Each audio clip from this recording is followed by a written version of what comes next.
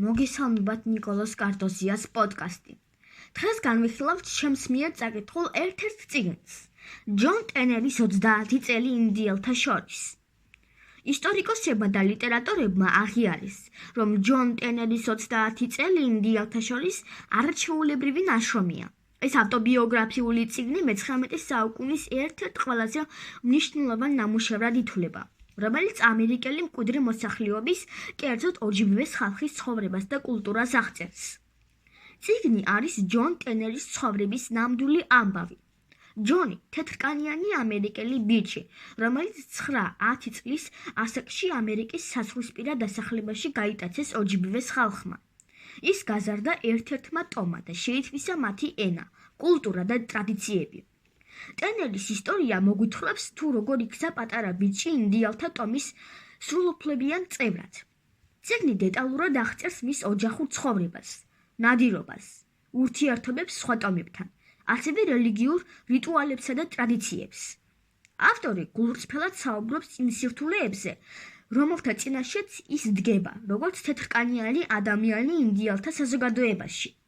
ტენერი გვიყვება თავის მცდელობაზე დაუბრუნდეს საკუთარ თეთრკანიან ოჯახს.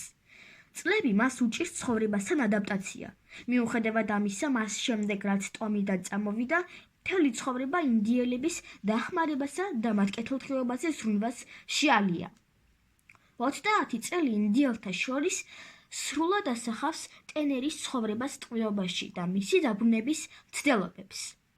წიგნი ძირითადად მისი მოგონებებისა და ჩანაწერების საფუძველზეა დაწერილი, რომლებიც ამერიკელმა ექიმმა ედვინ ჯეიმსმა ჩაიწერა.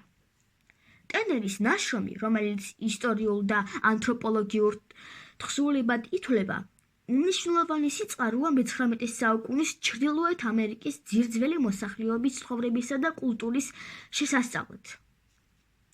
ნაშრომი მნიშვნელოვანია შემდეგი მიზეზების გამო. პირველი, ანთროპოლოგიური სიზუსტე.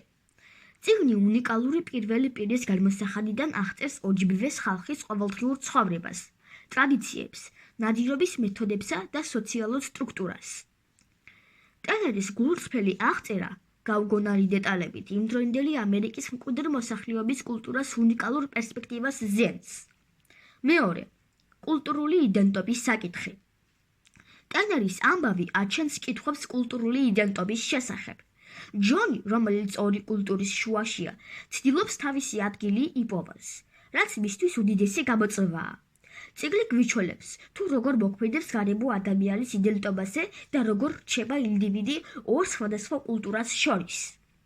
მესამე, განსხვავებული შეხედულებები. წიგნი ეხმარება მკითხველს გაიცნოს ამერიკის მკვიდრი მოსახლეობის ცხოვრებას და გაიგოს მათი პრობლემები.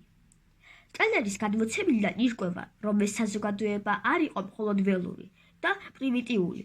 მათ ჰქონდათ რთული და კარგად ორგანიზებული საზოგადოებრივი სტრუქტურა. მეოთხე, ლიტერატურული მნიშვნელობა.